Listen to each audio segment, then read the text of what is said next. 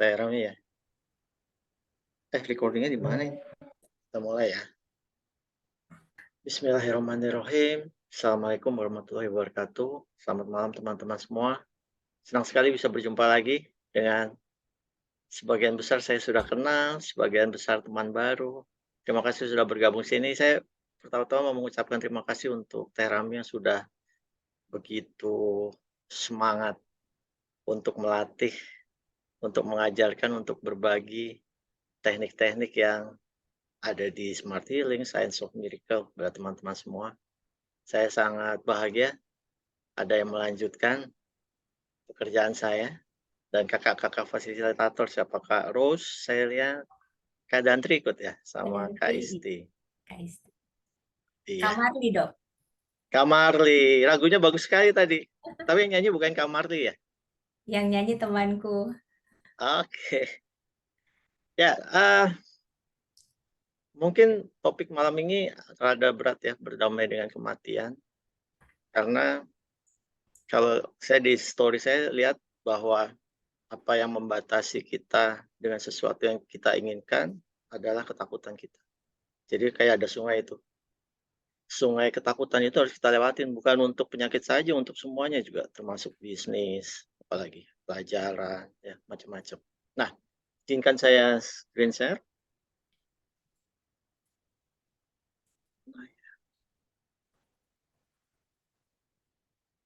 Kelihatan? Kelihatan dong. Oke. Jadi mama saya akan cerita dulu ya, bahwa segala sesuatu di dunia itu ada yang namanya cerita.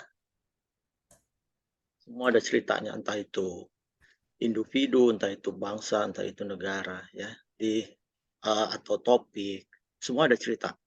Di dalam cerita itu ada yang namanya alur, ada yang namanya logis, dan ada yang namanya pola. Nah, kalau kita gambarkan cerita itu seperti ini, seperti kotak. Ya. Setiap dari kita punya cerita.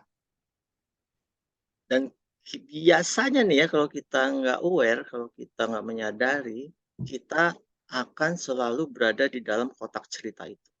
Jadi di dalam kotak ini namanya zona nyaman.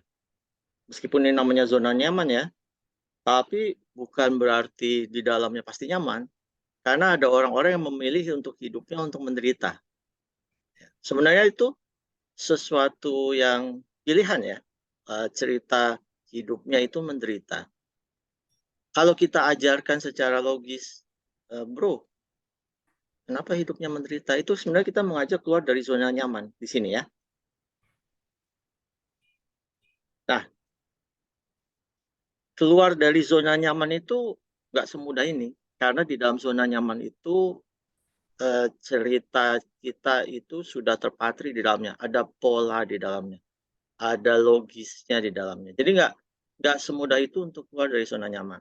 Nah, malam ini saya akan berbagi sebenarnya mendekonstruksi cerita kita. Karena kalau kita saat ini hidup kita merasa kok kurang enak ya, itu karena cerita hidup kita. Dari sejak kita kecil sampai saat ini. Kalau kita ingin hidup kita lebih berubah menjadi baik, otomatis kita harus ekspansi cerita kita ya. Kita luaskan cerita kita ke keluar. Nah, ini memang buat sebagian besar orang keluar dari zona nyaman itu tidak mudah. Karena membutuhkan suatu effort. Mungkin ada rasa takut. Itu sebabnya saya bilang jarak antara kita dengan apa yang kita inginkan itu letaknya di luar ini. Paham ya teman-teman? Ini yang saya sebut fear. Rasa takut ini. Apa yang kita inginkan sebenarnya ada di sini.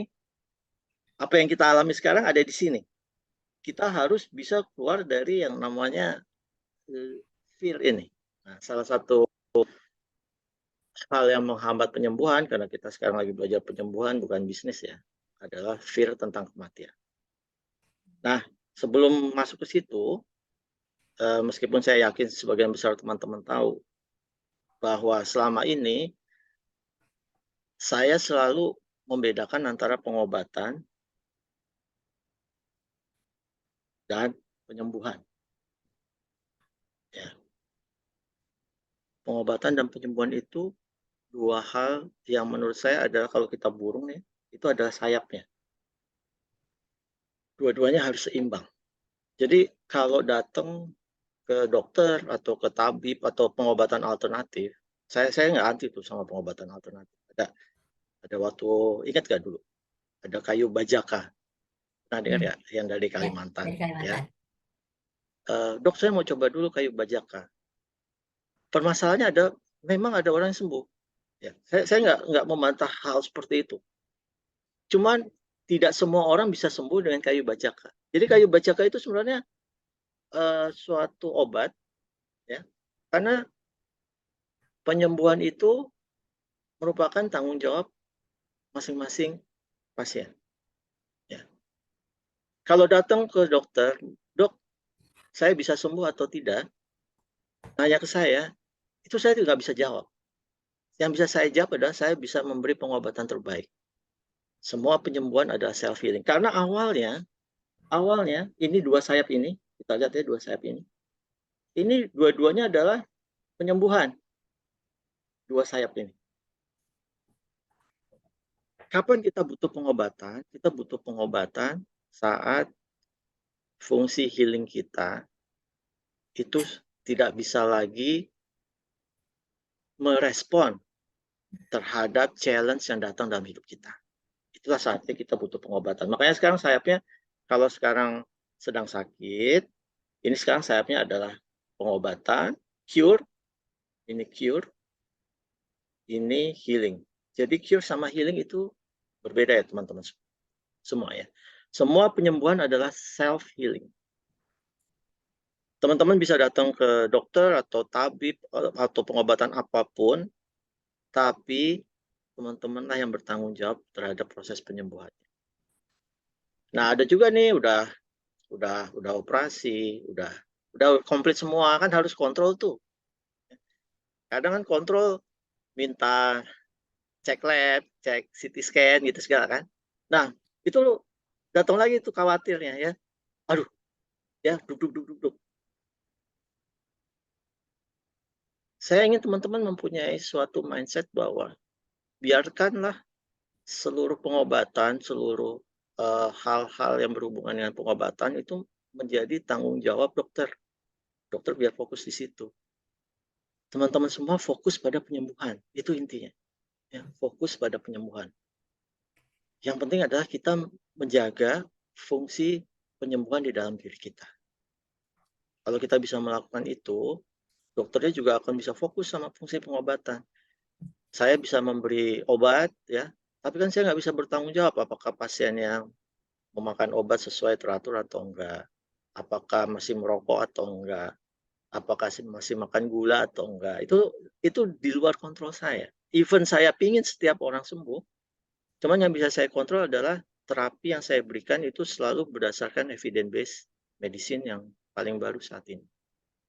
Nah, apa yang saya lakukan sekarang, karena sejak saya tamat sekolah urologi tahun 2006, saya kerja di Rumah Sakit Kanker Darmais, dan menjaga dan mengobati seseorang yang terkena kanker berbeda dengan orang batuk pilek atau misalnya ada batu. Diobatin, itu batuk pilek hilang, itu batu hilang. Tapi kalau pasien kanker itu saya selalu bilang sama pasien-pasien saya, itu kita kayak nikah, akan selalu terhubung, harus selalu datang, kontrol selama 5 tahun, baru habis 5 tahun bebas, ya bebas. Itu pengobatan dan penyembuhan. Nah, kalau kita sudah tahu tentang penyembuhan, ini ceritanya ya, ini semua cerita ini, ya, cerita yang, eee, tentang pengobatan dan penyembuhan. Orang orang kalau belum paham ini, itu misalnya nggak mau ke dokter, tapi misalnya ke alternatif, itu dua-duanya pengobatan sebenarnya, ya. Bertanggung jawablah sama penyembuhan diri kita. Saya nggak anti ya alternatif, kalau emang bisa mengobati dan membantu penyembuhan, it's okay, silakan ya. Makanya saya, mengajarkan relaksasi, meditasi, sejak tahun 2007 untuk teman-teman, yang berobat di Rumah Sakit Kanker Darmais. Nah, Sekarang kita menuju cerita tentang penyembuhan. Penyembuhan. Ada dua nih menurut saya yang dibutuhkan untuk penyembuhan, yaitu energi yang cukup sama pola yang berubah. Ya, yang sudah latihan 1-4-nya Teh Rami atau teman-teman yang sudah pernah latihan sama saya 1-4, itulah tujuannya, itu pola yang berubah. Ya, karena tadi kan saya bilang cerita hidup kita itu ada alurnya, ada logisnya, ada polanya. Selama pola kita masih seperti itu saja, apa iya kita bisa mengharapkan hasil yang berbeda? Ya, logikanya di situ. Jadi kita harus merubah pola. Latihan 1-4 itu nafas 6-6, bangun pagi senyum, nafas 6-6, terus ke kaca, I'm sorry, please forgive me. Terus sapa-sapa, itu merubah pola sebenarnya. Ya. 1-2 hari mungkin belum ada perubahan apa-apa. Saya sampai hari ini, sejak pertama kali mengajarkan yang namanya napas, nanti saya akan menjelaskan lebih lanjut lagi, kita juga akan latihan napas. Tidak pernah berhenti saya bernapas 6-6. Kenapa, nanti kita jawab ya. Jadi pola harus berubah. Kenapa pola harus berubah? Karena kita ingin merubah cerita hidup kita. Kalau ingin cerita hidup kita berubah, itu yang paling gampang yang merubah pola kita, pola tindakan kita. Nggak mungkin lah kalau misalnya kita bisnis terus kita males-malesan, gimana mau sukses? Itu harus kita rubah semua pola itu. Yang kedua adalah energi yang cukup. Energi ini bisa fisik, bisa mental, ya. Energi fisik dan mental. Nah, energi fisik itu dapatnya dari makanan, kalori yang masuk dalam tubuh kita. Nah, ini kalau saya pribadi, untuk mereka yang baru menjalani operasi, baru selesai kemoterapi, baru selesai radiasi, itu membutuhkan energi yang besar untuk pulih. Jadi saya tidak memantang makanan. Kalau ada yang tanya ke saya, pantangan saya hampir tidak pernah memantang makanan kecuali gula. Gula pasir ya, untuk teh manis, kopi manis, atau donat, kue-kue itu. Tapi kalau untuk makanan-makanannya selama mengikuti 4 sehat 5 sempurna, lakukanlah dulu. Ya. Karena kita butuh energi untuk pulih. Yang namanya operasi, kemo, sama radiasi, itu adalah pengobatan, itu merubah struktur di dalam tubuh kita, merubah sel-sel di dalam tubuh kita. Tubuh kita itu perlu pulih. Jadi mungkin selama 6 bulan setelah operasi, setelah kemo, setelah radiasi, makanlah. Ya. Dapatlah kecukupan kalori. 4 sehat 5 sempurna. Yang penting kan nggak setiap hari misalnya daging terus. Ya. Atau apa terus. Kan ganti-ganti banyak. Ada tempe, tahu, ayam, ikan. Apalagi terang. Macam-macam gitu ya. Itu jadi energi yang cukup itu sangat penting. Nah, yang kedua, setiap di dalam tubuh kita tuh ada 11 sistem. Salah satu sistem yang paling diandalkan untuk penyembuhan adalah sistem imun. Ini dia. Inilah yang bertanggung jawab. Ya. Inilah yang bertanggung jawab terhadap self-healing. Obat sebaik apapun, kalau sistem imun kita kurang, itu respon obatnya juga akan berkurang. Jadi sistem imun ini harus kita jaga untuk maksimal dengan energi yang cukup. Kalau sistem imun kita, kalau energi kita cukup, insya Allah sistem imun kita juga bekerja dengan baik. Ya. Salah satu contohnya adalah berjemur. Pagi hari tuh, ya, ada ya, Teh Rami jemur-jemur ya. Ya, ada dong. Nah, setengah jam aja cukup, jam 7 sampai jam 9 kalau saya ya, kalau saya. Soalnya ada juga yang bilang jam 10 sampai jam 12. Tapi kalau jam 10 sampai jam 12 saya pribadi panas. Ya, karena saya pun berjemur pagi. Ya. Ya. apa yang saya omongin di sini itu saya kerjakan. Jadi saya pagi itu berjemur, uh, terus bergerak jalan minimal 5.000 langkah. Kalau bisa 10.000 langkah lebih bagus. Ya. Kebetulan di rumah saya ada treadmill. Jadi pagi itu setelah 1 sampai 4 saya kerjakan, biasanya saya minum 1 gelas air hangat. Ya, saya minum 1 gelas air hangat. Terus saya treadmill sekitar 10 sampai 15 menit. Itu 1,5 kiloan lah. Habis itu baru sarapan. Ya. Terus berjemur. Beberapa hari kemarin tuh berkat kabut yang luar biasa Ya. di Jakarta, saya nggak mendapatkan cahaya matahari. Tapi saya itu yang misalnya saya kerjakan, saya berjemur, baru habis itu beraktivitas. Untuk meningkatkan sistem imun itu yang saya kerjakan setiap hari sampai hari ini. Dan yang kedua adalah berusahalah untuk tidak membuang-buang energi. Gimana caranya membuang-buang energi? Yaitu untuk takut. Ya. Untuk takut, untuk cemas, untuk depresi, untuk menangis. Itu membuang-buang energi. Itu menurunkan sistem imun kita. Kalau menangis bisa membuat kita sembuh, bolehlah menangis ya. Cuman masalahnya menangis juga nggak bisa buat kita sembuh. Dan fakta yang harus kita hadapi tetap sama. Jadi kita butuh strategi baru nih. Apa sih yang bisa kita lakukan? Nah itu latihan-latihan yang diajarkan Terami itu bagus ya. Nanti ada bersyukur segala, jemur-jemur. Itu teman-teman ya. Ini rahasianya nih. Rahasia penyembuhan di sini. Di tangan teman-teman semua, bukan di tangan kita. Dokter cuman pernah ke dokter nggak? Cuman ya dikasih ini udah selesai. Ya.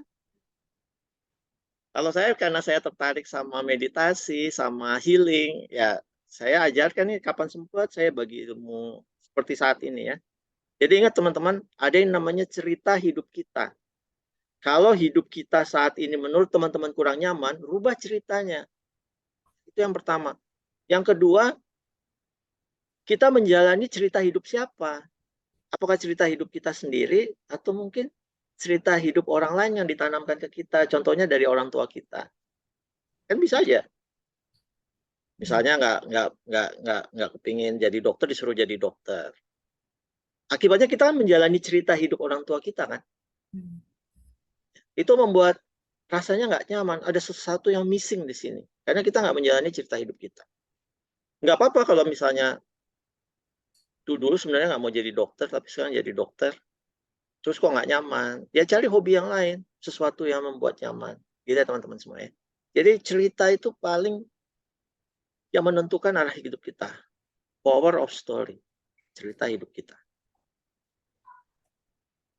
Nah, sekarang setelah pengobatan dan penyembuhan, teman-teman udah tahu semua, kita beranjak pada cerita berikutnya. Cerita kanker. Nah, kalau dengar cerita kanker, saya rasa semua orang ya, pasti Dok, apa Teram? takut. Takut. Kenapa takut sih? Katanya Sebenarnya kanker bisa menyebabkan kematian. ya, sebenarnya kalau kita mau jawab biasa, tanpa kanker pun sebenarnya kan kematian ada. Ya, Ya, nggak perlu kena kanker gitu. ya, Kematian itu udah betul. sesuatu yang absolut pasti datang. Ya, Ya. Kalau kita menghindar atau takut, ketakutan inilah yang membuat kita tidak bisa menjalani hidup ini. ya, Ya, jadi semua ketakutan dan semua ketakutan itu basicnya sebenarnya takut sama kematian. Even misalnya mau bikin bisnis ya, ya. kenapa kita Wah, saya bikin bisnis dok. bisnis? Ya ini makanya Iya, takut rugi. iya, Ya iya. mau maju takut. Hmm. Takut rugi kenapa? Kalau rugi uang hilang, nggak ada uang nggak bisa makan, nggak bisa makan mati, Iya, ya. iya. Tapi kalau kita sudah bisa mengatasi berdamai dengan ketakutan sama kematian, kita jalannya flow, bebas. Itu kita hanya baru bisa flow kalau kita sudah bisa mengatasi ketakutan sama kematian. Jadi jangan dipikir di bisnis nggak ada ketakutan sama kematian, memang nggak direct. tidak direct seperti kanker Iya. menyebabkan kematian. Iya. Ya, itu ceritanya begitu tuh. Hmm. Ya, kita tanya semua orang begitu dengar kanker langsung, oh dia kaget. Ya, nah saya akan dekonstruksi cerita ini. Dekonstruksi. Ya. Ya, saya tidak minta teman-teman percaya atau tidak percaya sama saya, it's okay. Mhm. Ya, cuman saya ingin menjelaskan tentang cerita ini tentang kanker dan takut sama kematian. Satu lagi dok, selain Apa soal kematian, ketakutan kanker itu adalah pengobatannya yang tanda kutip membuat menderita, menyakitkan gitu dok. pengobatannya? Pengobatannya panjang dan menyakitkan. Yang dan menyakitkan. Nah, itu kan cerita ya. Ya, Eh, dan mengalami itu juga dok. ya saya paham itu. Eh, tapi kan terapi udah lama itu kan. Ya, Ya, 10 tahun ya, 10 tahun atau 15 tahun yang lalu. lupa kapan ya? Nah, bagus. Nah, itu bagus. 10, 10, 9. Artinya Saking udah cerita udah lewatnya. berubah. Iya, iya. Udah nggak diinget-inget. Kalau diwawancara atau ditanya baru, oh kapan nih gitu. Ya, tadi barusan Bu Anita tulis chat, kematian kita sudah ditetapkan betul. Ya. Masalahnya untuk orang-orang yang nggak memahami ini, ya, Ya. terkena kanker dipikir tanggal kematiannya dipercepat. Iya, betul sih. Betul, betul. Ya, itu maksud saya. Iya. Jadi saya saat ini ya, karena ini saya nilai masih basic, saya jangan tanya lagi nanti saya kalau saya mati saya kemana gitu. Jangan dulu ya. Siap, dok, siap. Ya, saya setuju dan sepakat kematian itu absolut. Nah, sekarang apa yang menyebabkan kematian itu menakutkan? Itu saya mau cerita tentang kanker ini, ya. Ya. Jadi, nah itu juga bisa kambuh atau muncul lagi nih Bu Tari. Ya itu kan ketakutan Iya, juga, ya. betul. Ketakutan kalau kambuh muncul lagi nanti saya mati. Atau Ya, itu kan mungkin bisa ketakutan gitu. teman-teman ketik di kolom chat ketakutan-ketakutan apa sih yang mereka rasakan terkait penyakit kanker. Silakan. Boleh, silakan. Ya, Ya, saya silakan. terusin dulu ya. Ya, silakan dokter. Oke, jadi saya tulisin ya, saya takut kematian. Gitu ya. Iya. Kan ini kan judulnya berdamai dengan kematian. Iya, iya dok. Nah, sebelum saya jelaskan saya takut kematian, saya mau jelaskan dulu nih. Eh, tahun 2020 tuh pada saat negara api menyerang COVID ya. Hmm. Ya, waktu COVID itu menyerang, itu banyak teman-teman saya yang berguguran. Banyak Hmm. banget dokter berguguran. Ya. Saat itu buat saya pribadi ya, saya menjaga banyak, tapi saya nggak tahu ternyata di unconscious saya ada ketakutan sama kematian. Secara survei struktur saya bilang, saya biasa aja, saya nggak takut sama kematian itu. Itu biasa juga saya ketemu tuh sama pasien, ya. Saya tidak takut sama kematian gitu. Tapi Iya. attitude sama tindak tanduknya tidak menunjukkan bahwa saya tidak takut kematian. Itu permasalahannya. Iya. Nah, saat itu karena saya ngajar meditasi, saya relaksasi, saya seorang hipnoterapis, saya seorang praktisi healing. Jadi buat saya, ya ada teman-teman berguguran, saya sedih, saya menjaga diri baik-baik, sampai suatu hari saya demam dan batuk-batuk. Hmm. Oh, saya takut saat itu. Demam, batuk-batuk. Ya, obat juga belum jelas apa. Perawatan mesti lama di ICU, macam-macam. Saat itu tes apa COVID ya, tes apa namanya? PCR Swab, dok. PCR. PCR, itu masih 3,5 juta. Hmm. Masih mahal banget dan susah. Mesti Hmm. butuh perjanjian. Saya akhirnya dapat ya 3,5 juta di sebuah klinik. Saya swab negatif. Tapi saya masih batuk-batuk. Oh, berat badan saya turun. Berat badan saya turun, terus saya jadi nggak bisa tidur. Kena insomnia panjang. Saya ceklah semua ke teman-teman saya cek darah lengkap. Berat badan saya semakin turun sampai 10 kilo saya turun. Wah, saya juga khawatir tuh. turun 10 kilo. Saya cek semua, penanda kanker, saya CT scan, semua saya cek dan semua normal. Tapi itu tetap tidak bisa apa namanya, membuat saya nyaman. Saya tetap masih insomnia. Kadang saya butuh obat tidur untuk supaya tidur, karena saya baru bisa tidur itu mungkin jam 4, jam 5 pagi. Sangat lelah dan capek sekali. Semua teman yang saya pikir bisa bantu, saya minta tolong, nggak ketemu apa-apa, sampai suatu hari saya ketemu salah seorang senior saya di bidang hipnotis ya. Saya ngobrol-ngobrol gitu. Saya juga berkali-kali dihipnosis tuh, tetap aja masih insomnia. Sampai teman saya bilang itu, bro, lo cuma takut sama kematian. Itu ya, tiba-tiba ada kesadaran di situ. Oh, itu kayak kita selilitan tuh nggak, kalau selilitan di gigi ya, ada sesuatu di sini berhari-hari, itu selilitannya bisa lepas, itu rasanya plong. Oh, gitu. Hari di mana saya bisa menyadari dan mengakui bahwa saya takut sama kematian, hari itu saya terbebas dari semuanya. Malamnya saya bisa tidur nyenyak sekali. Jadi saya takut sama kematian, itu di surface-nya mungkin kita nggak bilang saya takut sama kematian. Itu ada di deep layer, dan saya baru menyadari itu. Dan mungkin saya harus berterima kasih sama COVID. Kalau enggak, saya mungkin nggak bisa mengajarkan ini nih, tentang kematian, tentang awareness, tentang kesadaran. Karena untuk bisa aware tuh harus lewatin ini. Untuk flow, untuk ikhlas. Ya.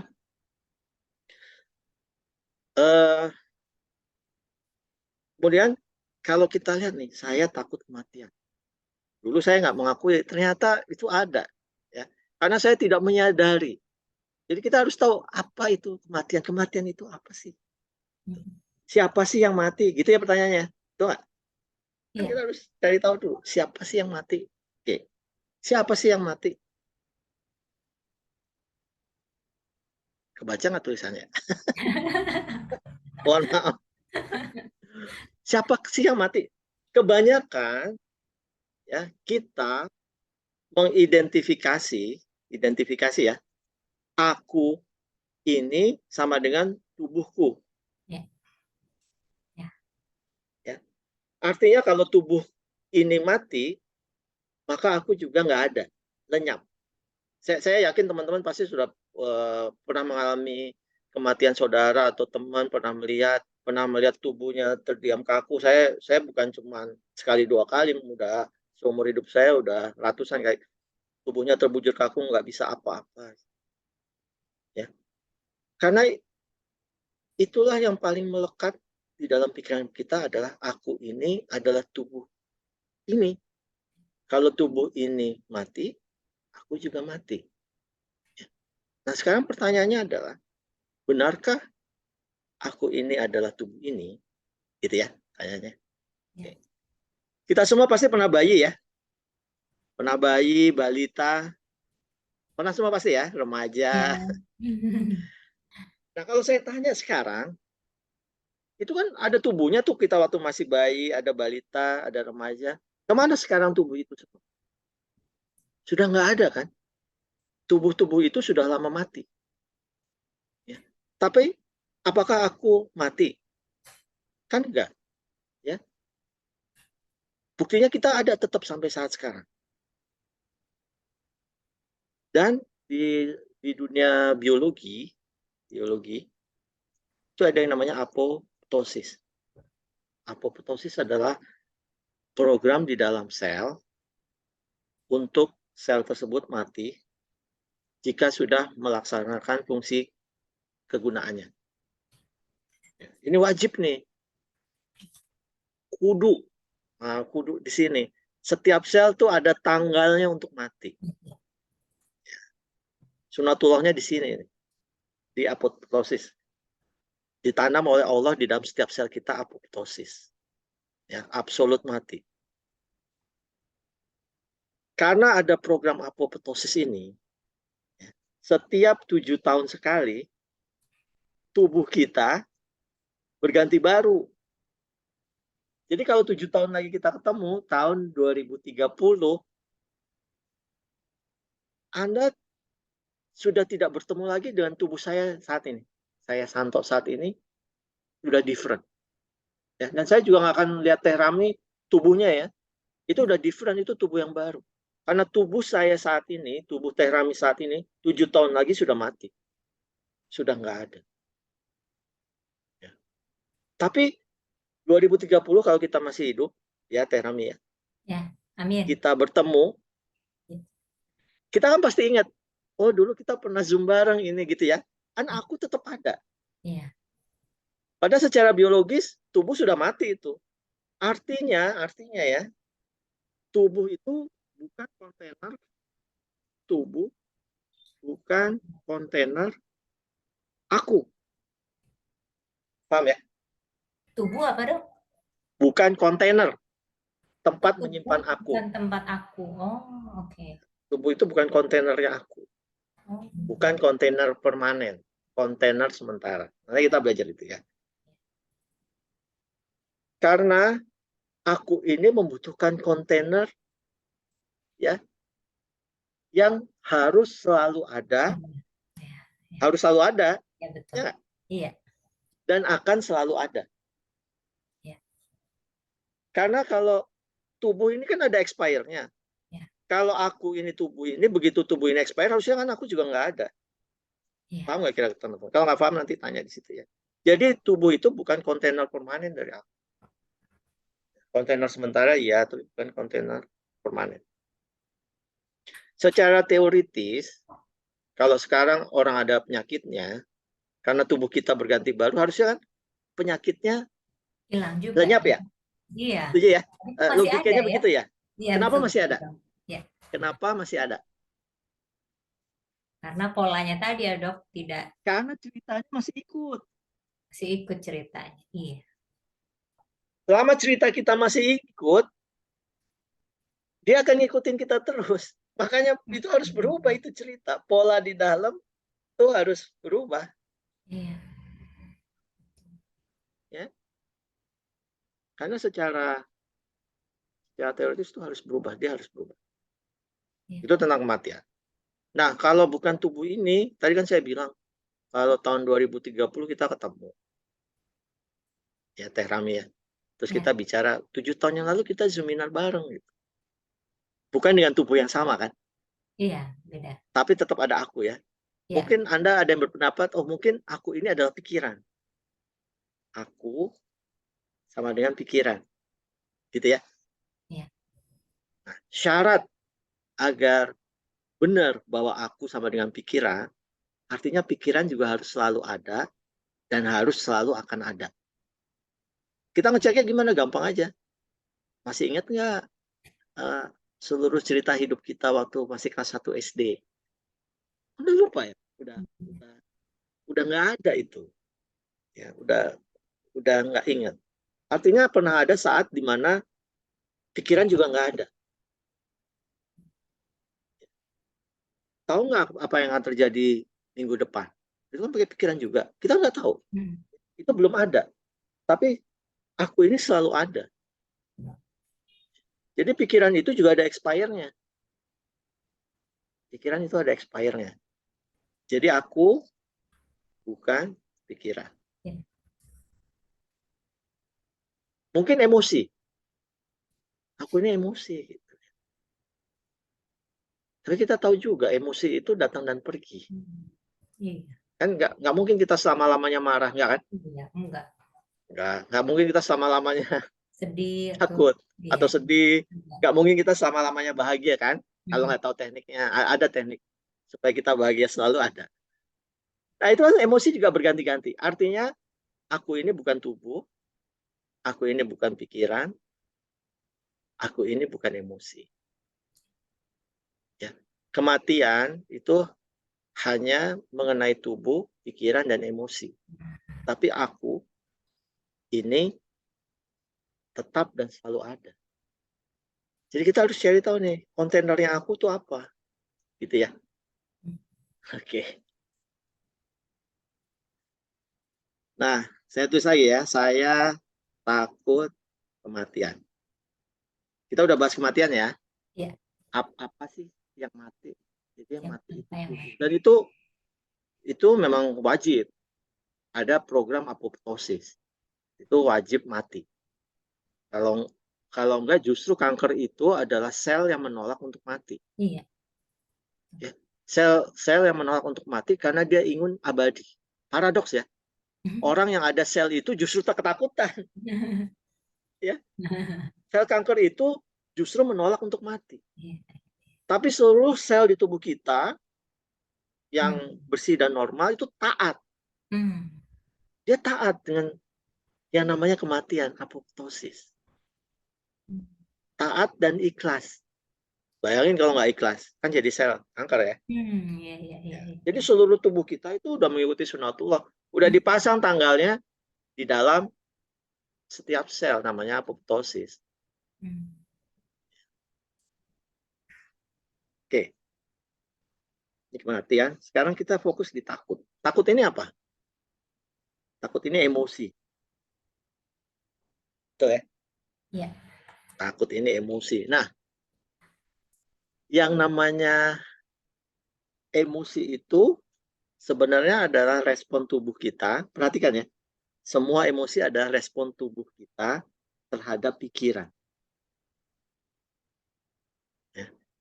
Kadang orang berpikir pikiran itu adalah respon kita terhadap objek di luar diri kita, objek di dunia. Itu pikiran ya. Nah, seluruh objek di dunia apapun itu direspon sama kita sebagai pikiran. Ya. Jadi kalau ada emosi, kita takut. Kenapa Terami? Lowbat dok, lanjut dok, saya yang lowbat. Oh, kirain suara saya nggak kedengaran. Enggak.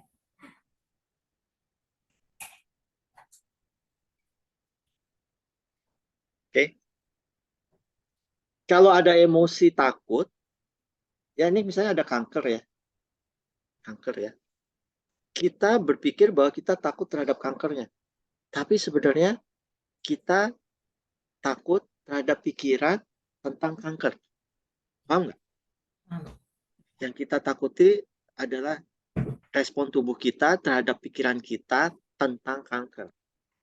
Kenapa bisa gitu? Karena cerita tadi. Ya, cerita yang beredar tentang kanker kan, ya saya nggak bisa bilang,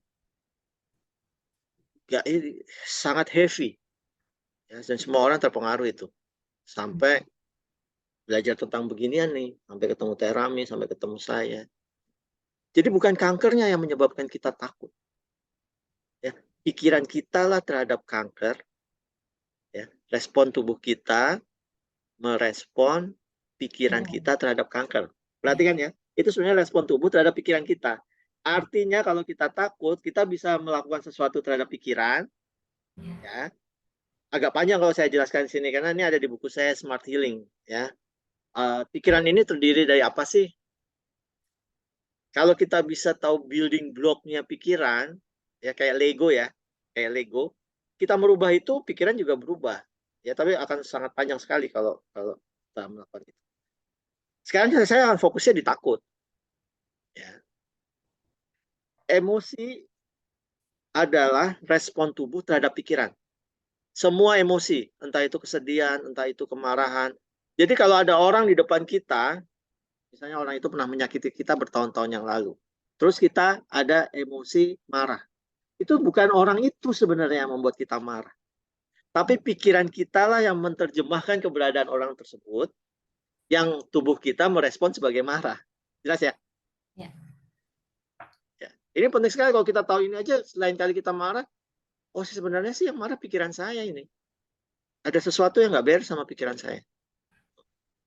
Ya. Itu sebabnya yang cermin-cermin ya, yang Ada. I'm sorry, please forgive me, I love you, thank you, termasuk kita memaafkan orang lain, itu buat kita, bukan buat orang tersebut. Dan memaafkan orang lain itu bukan berarti kita terus harus peluk-pelukan, harus bersama, terus bersedia dibohongin lagi, bersedia ditipu lagi. Enggak, memaafkan itu buat kita, agar respon tubuh kita baik. Nah, kita tahu semua emosi itu terhubung dengan nafas. ya teman-teman ya. Susah mengendalikan emosi. Makanya saya nggak pernah bilang sama orang jangan takut. Iya. Karena begitu dia udah takut, itu seluruh hormon dan sistem saraf di tubuhnya sudah jalan, sudah bergerak Iya. sebagai takut. Mm. Jadi teman-teman yang ikut di sini, kalau ada temennya yang takut, cemas, nggak usah takut, itu kan biasa aja, nggak bakal mempan. Karena itu udah pola di dalam dirinya tuh, dia udah muter di dalam. Jadi yang saya ajarkan adalah nafas. Yang sangat terkenal adalah nafas 66. 6 detik tarik nafas, 6 detik buang nafas. Ya. Karena teman-teman tahu semua, nafas sama emosi itu berhubungan. Perhatikan deh kalau orang lagi marah, nafasnya juga cepet kan? Gak mungkin nafasnya santai kayak gini. Gak bisa marah. Orang gak bisa marah. Jadilah kita belajar yang namanya nafas 66. Kalau kita bisa mengendalikan nafas kita, perhatikan ya, kita bisa mengendalikan emosi kita. Ya, latihannya nggak cuma sehari 2 hari. Oh, kok saya masih takut? Oh, kok saya masih marah? Ya, orang jadi juara dunia bulu tangkis, latihannya kan juga nggak seminggu jadi juara dunia bulu tangkis. Dia latihan terus tekun. Napas, kelihatannya sederhana, but this is the most powerful. Ya. Sampai hari ini saya masih kerjakan nafas 66. Begitu kita terbiasa, ya, karena untuk kita marah, untuk kita takut, tubuh harus bernafas berbeda. Kalau kita terbiasa nafas 66, begitu sesuatu membuat saya takut, begitu ada perubahan nafas, saya langsung sadar, oh, nafas saya berubah. Saya akan langsung nafas 66 lagi. Ya. Apa yang membuat saya marah sama takut memang nggak lenyap. Tapi saya bisa merespon apa yang ada di dalam pikiran saya terhadap sesuatu di luar diri saya. Itu yang pertama. Kalau kita nggak terlatih, kita akan reaksi. Ya. Disuruh biopsi, takut. Ini harus biopsi. Nanti biopsi, kalau nyebar gimana? Kan biopsi belum tentu kanker. Biopsi itu untuk memastikan ini jinak apa ganas. Kalau jinak kan alhamdulillah, ya, seluruh ketakutan padam. Kalau ganas, tanpa dibiopsi pun, kalau ganas pasti akan menyebar juga kan. Yang berbahaya tuh kalau habis biopsi, terus lari, ya, cari pengobatan alternatif. Tapi pengobatan alternatif itu sebenarnya dijadikan alasan di bawah sadarnya untuk menghindari biopsi. Karena takut menghadapi Kenyataan. diagnosa kanker. Takut menghadapi kenyataan. Dan datang-datang 6 bulan lagi habis biopsi misalnya. Ya itu udah telat. Ya. Sekarang kita akan latihan nafas 66 bareng. Pakai suara. Sebentar, kedengeran nggak?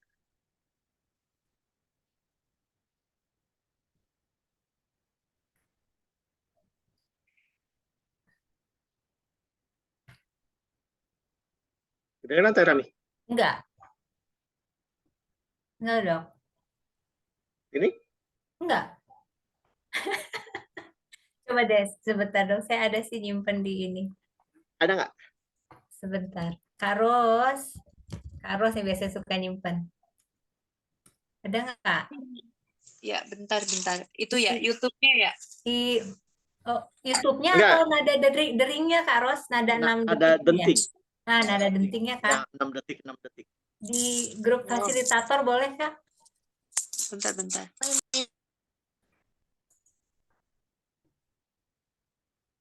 Kayaknya. Ada ya. Iya.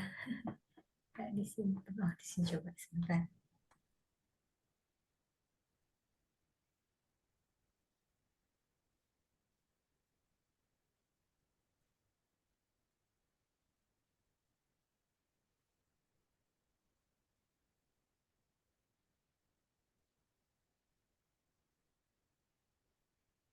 Ada nih saya kayaknya.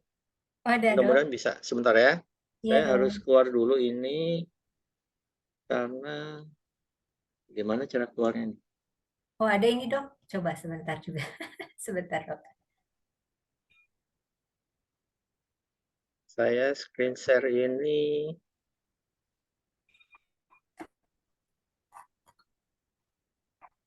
Sorry.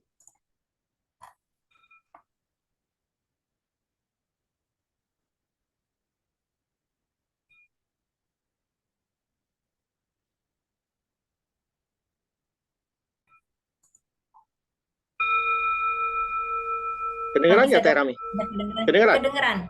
Kedengeran. Oke, jadi teman-teman, kita akan latihan bersama-sama. Jarak antara tiap dentingan ini adalah 6 detik. Jadi pada dentingan pertama, kita akan mulai tarik nafas. Dentingan berikutnya kita buang nafas. Semua nafas dari hidung. Semua nafas dari hidung. Tidak ada jeda untuk latihan nafas 66 ini. Ya, latihan ini sangat powerful nih untuk melatih nafas kita, karena siapa yang bisa mengendalikan nafasnya, dia bisa mengendalikan emosinya. Siapa yang bisa mengendalikan emosinya, dia bisa mengendalikan keputusan-keputusannya. Ya, kita mulai ya teman-teman ya. Ya. Tarik nafas, buang.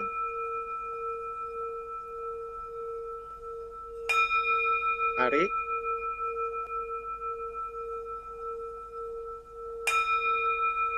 buang.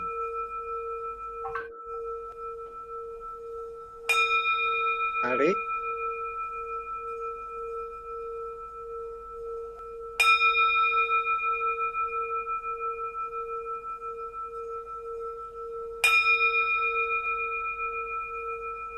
tarik nafas sampai perutnya mengembang, buang nafas. Ya, jadi pada saat menarik nafas, kembangkan perutnya. Pakai nafas perut.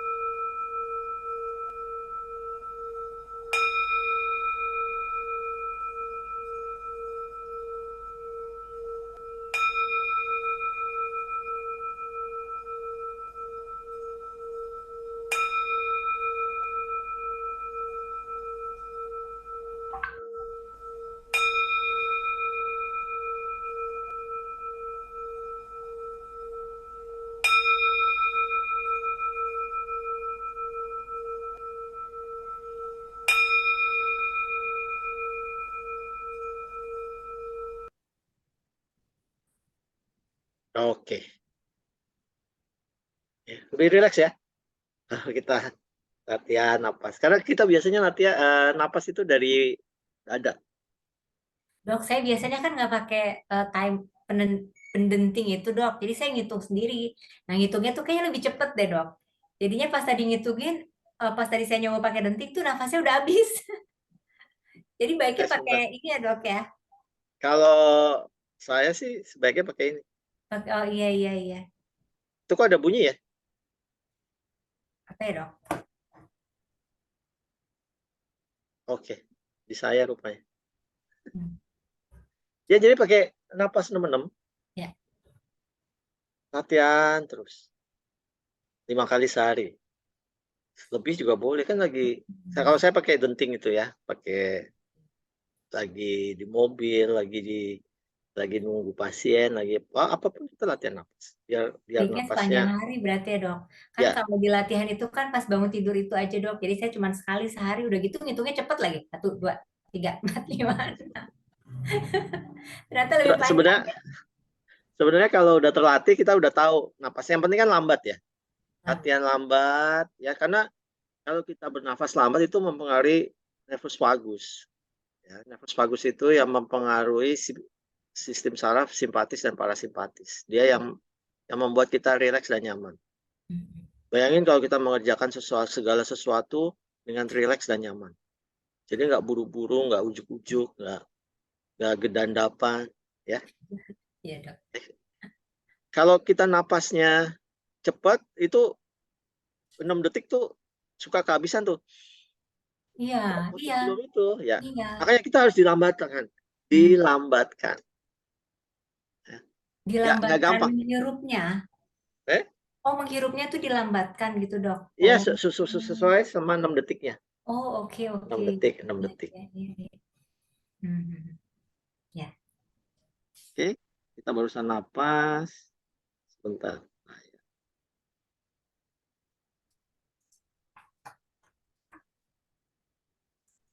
Ya, jadi latihan napas ini berguna untuk seluruh emosi, termasuk untuk ketakutan, sedih. Jadi saya nggak pernah lagi bilang jangan takut, jangan sedih, tapi napas. Napaslah, napas 6-6. Ya, kalau Anda menguasai napas Anda menguasai emosi. Jadi kapanpun ada yang datang, sensasi, oh, langsung ingat napas.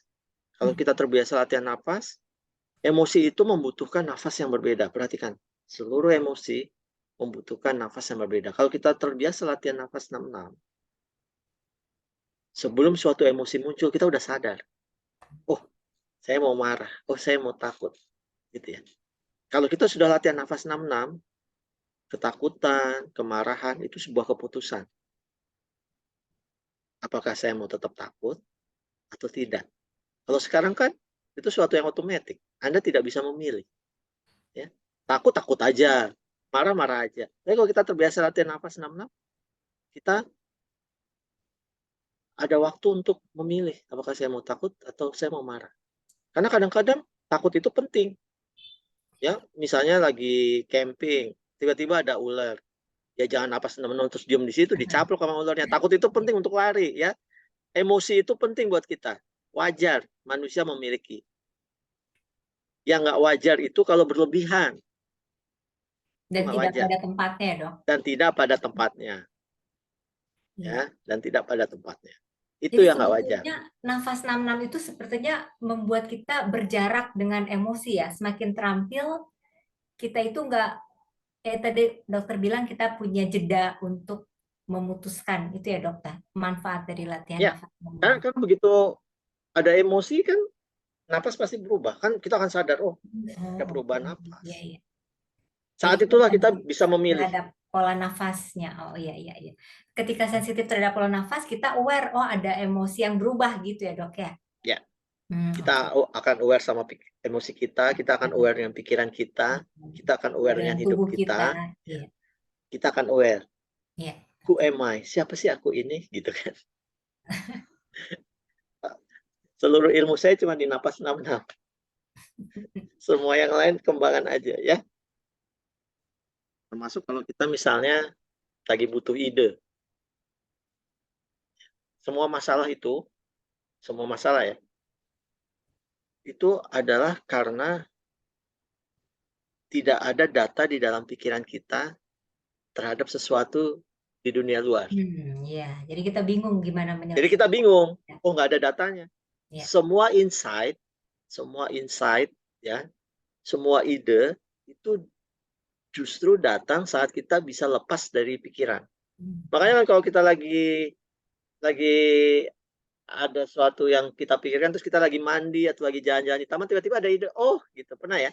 Iya, sering. Ada ide, ada apa gitu. Itu karena kita ada jarak dengan pikiran. Nah kalau latihan napas 6-6 juga gitu, kita akan melatih jarak sama pikiran kita. Iya. Oke. Dokter, Nah, oke, siap. jadi emosi itu tadi itu napas ya. Takut itu kenapa sih kita takut, Teh Kami? Nah, kita harus tahu nih kenapa kita takut. Kita takut karena sesuatu yang Tidak kita tahu. unknown. Ya, Iya, kita tidak tahu. Iya. betul nggak? Dari known ke unknown. Kayak kita waktu dari SD mau ke SMP, waduh, nanti gimana ya gitu. Itu membuat kita takut. Ya. Sebenarnya takut itu adalah respon pikiran terhadap dunia luar yang dia nggak ada datanya nih. Unknown. Makanya takut. Takut yang lebih rendah derajatnya itu cemas kan? Iya. Ya, cemas. Oh, besok saya mau presentasi gitu. Cemas. Cemasnya semakin menggila, takut. Ya. Cemas, takut. Yang derajatnya lebih tinggi lagi apa? Paranoid dong. Parno. Marah. Oh, marah. Marah itu derajat lebih tinggi dari takut. Sesuatu yang buat kita takut. Kenapa sih kita marah? Kita marah karena kita takut hak-hak kita diambil orang. Marah itu ketakutan. Oh, wah saya baru tahu. Makanya orang kena kanker itu ya, pertama-tama kan denial dulu ya. Menolak-nolak. Habis itu marah. Kenapa sih saya? Gitu kan? Nah, ini semuanya dari takut. Makanya tadi saya menjelaskan tentang kematian. Siapa sih yang mati? Ya, tubuh ini mati. Udah pasti 7 tahun sekali udah nggak bisa itu karena ada yang namanya apoptosis. Pikiran juga mati. Lama.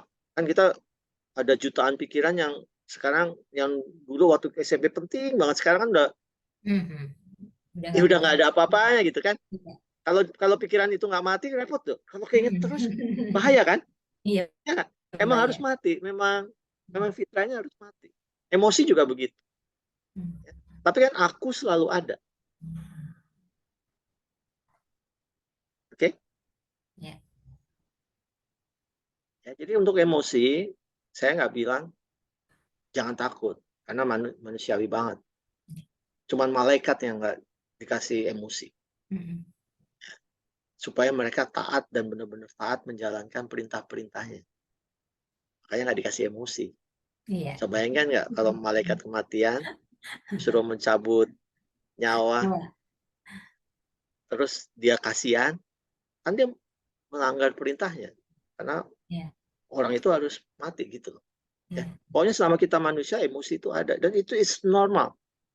Tapi kalau berlebihan dan tidak pada tempatnya, nah ini yang enggak. Dan sekarang teman-teman udah tahu rahasia emosi. Itu adalah respon tubuh terhadap pikiran sebenarnya. Terhadap dunia luar. Jadi bukan respon kita terhadap kanker itu sendiri, tapi bukan pikiran terhadap kita faktanya ya dok ya. Bukan Tapi terhadap terhadap faktanya. pikirannya. Ya. Sudah tahu apa itu kematian, apa itu cerita, apa itu pola, energi apa, itu udah tahu semua harusnya ya. Apa itu pengobatan, apa itu penyembuhan. Ya. Iya. Sekarang tinggal saya takut kematian. Gitu ya. Ini kan udah dibahas tadi. Ya. Ini harusnya sekarang udah jadi known nih. Ya. Karena tadinya unknown kan. Ya, saya bahas dari logika biologi dan kuantum fisik. Saya bukan ahli agama, jadi mohon maaf saya nggak bisa menjelaskan di situ karena masing-masing ada keahliannya. Tapi saya menjelaskan dari sisi biologis. Apa itu tubuh, apa itu pikiran, apa itu emosi. Jadi kematian itu hanya di tubuh, pikiran, dan emosi. Aku, saya. Aku ini siapa? Ya. Kalau di dunia kesadaran tuh ya, kalau pernah belajar filsafat gitu ya, yoga, atau pernah dengar Bang Dame, mungkin ada yang pernah dengar Bang Dame ya, itu pertanyaan, who am I? Siapakah saya? Gitu. Ini sebenarnya pertanyaan kesadaran nih. Iya. Kalau saya bilangnya awareness. Jarang-jarang juga nanyain kayak gitu kalau nggak ketemu Dokter Santo. Ya.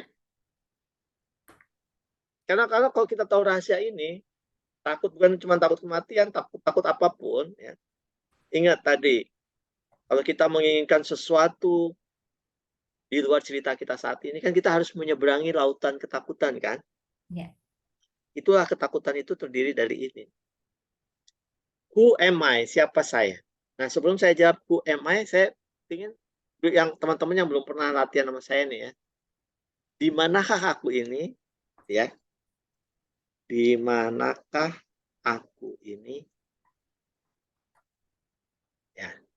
Yang belum pernah latihan ya, yang sudah pernah latihan Yang udah pernah latihan nggak diem-diem aja. nggak boleh diem-diem aja, nggak boleh jawab. Teman-teman yang lain Oke. dari komunitas Berdamai Kanker boleh jawab di kolom chat ya, Dok? Semua yang belum pernah latihan sama saya, tolong jawab di kolom chat ya. Nah, silakan. Oke. Nah, sekarang kita napas dulu, napas 66.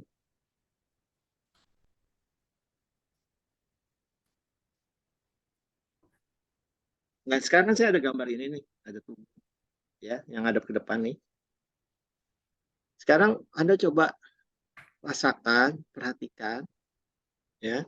Kalau tubuh ini saya bagi di sini ya, kelihatan ya? Kelihatan teramnya ya? Kelihatan, Dok. Ya.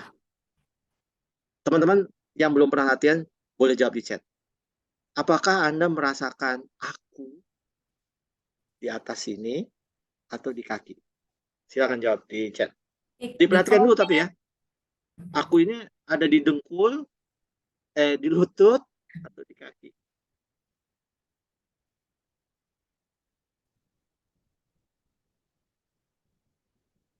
Boleh dijawab teman-teman di chat. Silakan ditulis di kolom chat. Jadi ada di layar ada gambar Ini dan ada Dr. gambar nih. Santo menanyakan. Aku ini di kaki, di bawah sini, atau di atas. Jadi jawabnya atas atau bawah gitu. Nah, itu udah ada Dok, atas. Eva, ya atas, di atas, atas, atas, atas. Oke, ya. Aku ini ada di atas ya. Sebagian besar atas. Jadi bawahnya saya tutup ya. Oke. Good. Nah, sekarang kalau saya bagi lagi nih teman-teman semua ya. Ini perut, ini apa? Udel apa sih? Udel pusat. Ini kan ada dada, ada perut, ada dada. Perhatikan lagi benar-benar. Apakah aku ini ada di daerah perut atau di atasnya? Perhatikan dulu ya. Dada, atas perut, dada, atas. Oke, di atas perut. Oke. Oh, ada yang di perut. Tempat hati. Hati itu juga di perut ya. Oke.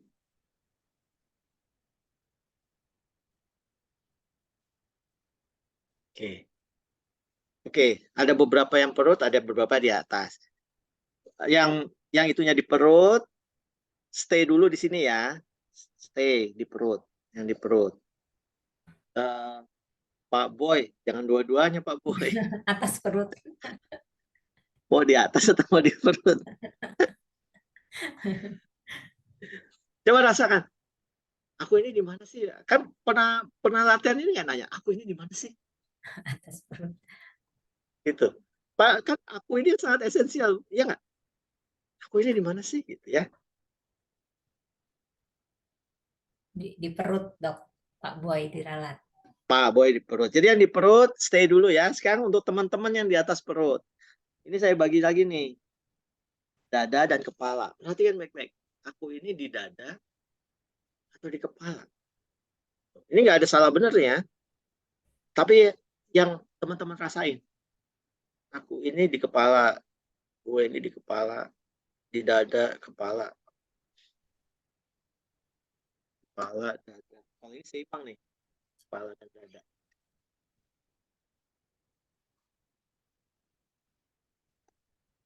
Kepala. Di dada. Oke.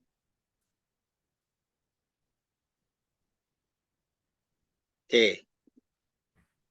Nah, karena sekarang ada di kepala, dada, dan perut. Sekarang saya bagi 3 nih. Sebelah kiri, sebelah tengah, sama sebelah kanan. Ini kiri, tengah, kanan.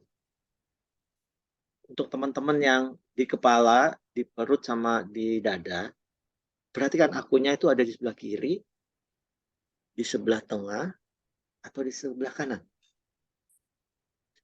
Gua kira di kiri. Oke, terus di tengah, di tengah, tengah, tengah. Oke.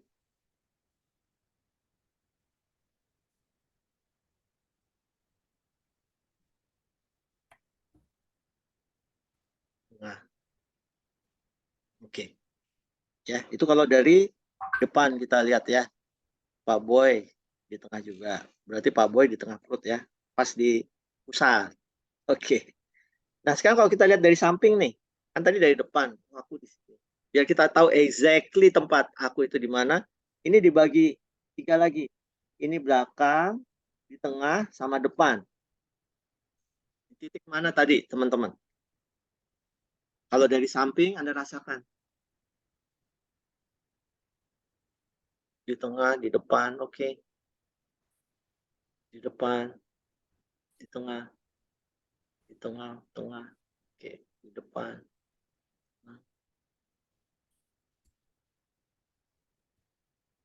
Di tengah, Bu Emma. Di depan, di tengah, di depan. Oke. Sekarang kan sudah makin mengkerucut tempatnya ya. Coba Anda perhatikan aku ini. Aku ini berbentuk apa? Anda bisa membayangkan, merasakan nggak? Apa seperti bintang, atau bola, atau kubus? Apa ada warna, atau apa? Coba perhatikan. Sekarang kan udah benar-benar terkonsentrasi. Letaknya di tengah, di sisi depan. Itu udah benar-benar spesifik. Bisa ngerasain bentuknya, atau cuman ada merasa sesuatu yang luas dan berputar, atau apapun. Atau ada yang merasa seperti bola, atau bintang, atau apa. Ada nggak? Ya, Bu Devina di tengah. Bentuknya bisa merasakan. Tak berbentuk, tapi ada. Merasakan sesuatu yang teramat luas. Bola merah berputar, bentuklah warna merah. Oke? Ada lagi teman-teman yang lain?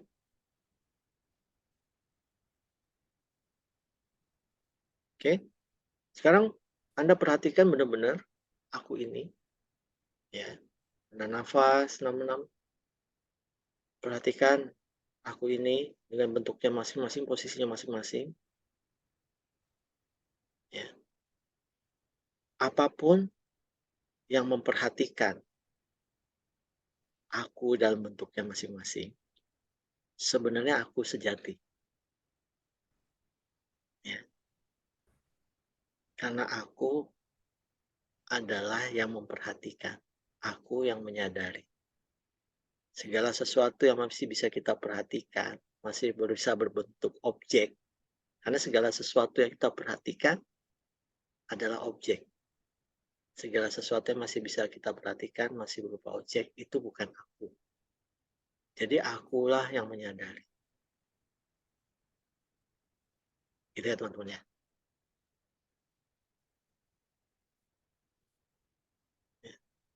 Akulah yang menyadari apapun. Karena itu sebabnya dia nggak bisa dicari.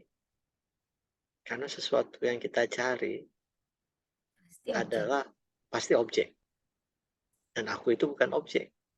Aku yang menyadari objek-objek di sekitarku. Gitu ya.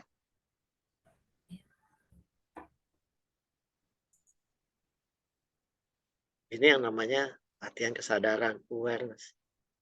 Aku adalah yang aware. Apapun yang bisa aku perhatikan adalah objek. Berarti bukan aku. Pasti ada sesuatu kan? Ya. Yang menyadari. Itu adalah subjek. Sebagai subjek, nggak bisa kita cari. Ya teman-teman ya. Nggak susah kan? Kalau latihan-latihan ini yang saya nggak suka teori-teori soalnya. Kalau udah Terus praktek bentuk jadi notice ya dok. Oh iya gitu. jadi notice. Nah yang terakhir sekarang nih, kita semua ada di dalam ruangan ya. Saya nggak tahu ada yang di ruang tamu, di ruang makan mungkin, atau di ruang tidur. Ya nanti tolong yang belum pernah latihan tolong jawab di chat ya. Sekarang saya ingin Anda memperhatikan segala sesuatu yang ada di ruangan Anda sekarang. Misalnya saya di ruang tidur saya ada lampu nih, saya pakai lampu sorot, ada laptop, saya tulis laptop, ada tablet buat nulis ini, ada bolpen. Anda tulis sebanyak-banyaknya segala sesuatu yang ada di ruangan Anda saat ini. Silakan, saya tunggu di chat. Kak Rami boleh itu deh, bisa Ya. bantu. Segala Silakan sesuatu yang ada. chat di kolom chat.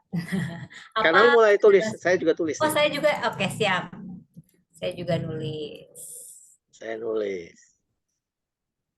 Lampu, laptop.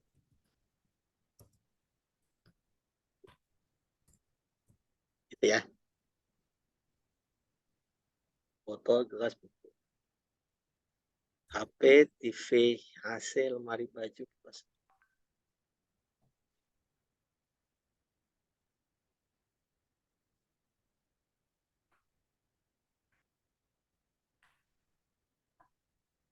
Laptop, speaker, lampu, jari, oke, cermin, HP, dompet, celengan, penting, oke, TV, kipas, AC, lemari, TV, oke,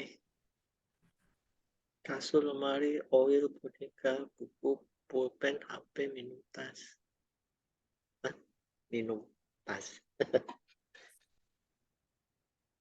Oke, bingkai foto ada yang lengkap nih. Toples, gelas, tisu. Pak Boy. Ada istri juga Pak Boy. Iya, saya juga. Ada istri saya.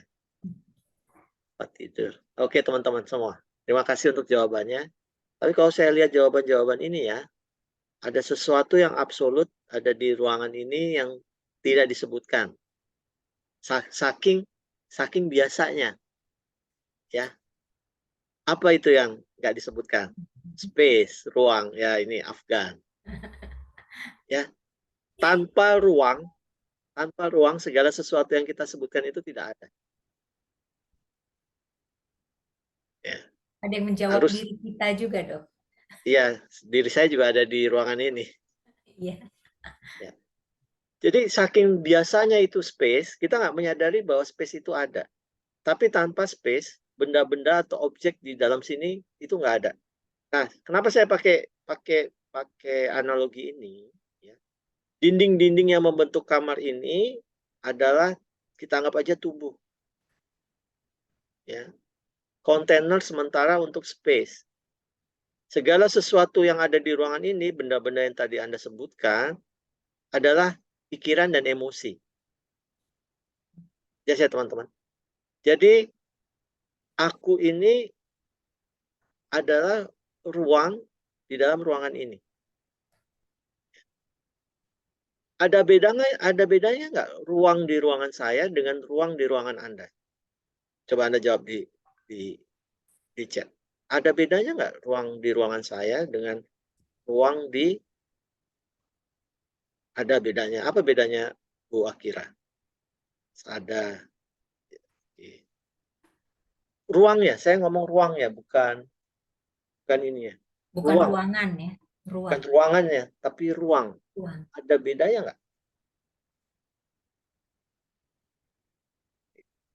Jadi kalau ruangnya ya, bukan luas ruangan atau apa, tapi ruang itu sendiri kan sama ya. Kalau saya tanya sekali lagi, ada berapakah ruang di seluruh alam semesta ini? Kalau ruang di ruangan saya sama dengan ruang di ruangan Anda, sama dengan ruang di... Ya, ada berapa ruang di seluruh alam semesta ini? Satu. Ya. Karena yang membatasi itu adalah tembok-tembok ini. Luasnya, masing-masing isinya. Itu akan membedakan isi ruangan saya dengan Anda. Akan membedakan luas ruangan saya dengan Anda. Tapi ruang tempat ini sendiri adalah sama. Sekarang bayangkan kalau ruangan tempat kita ini, ya, misalnya runtuh. Jadi ruangnya tanpa sekat. Kemana perginya ruang ini? Dinding-dindingnya kan nggak ada tuh, Ya. runtuh semua. Ya. Ruang ini pergi kemana? Atau Ruangnya sama aja sih sebenarnya kalau kita keluar kamar kita sama ruang di luar kamar kita kan sama, tapi begitu dinding-dinding ini runtuh, ruang itu kemana? Ya, karena cuma ada satu ruang, jadi dia nggak kemana-mana. Jadi kalau aku ini yang menyadari ya adalah seperti ruang, ya, dan tubuh ini seperti dinding-dinding. Ruang itu tidak akan terganggu oleh apapun. apapun ya. Bahkan kalau misalnya ada bom meledak di dalam ruangan kita saat ini, itu melukai ruangnya nggak? Ruangnya baik-baik saja. Ruangnya baik-baik saja. Ya. Kalau Ada nggak ada pertanyaan dinding, dok dari kalau chat, kalau nggak ada dinding berarti bukan ruang nih. Mungkin beliau masih bingung kayak dok.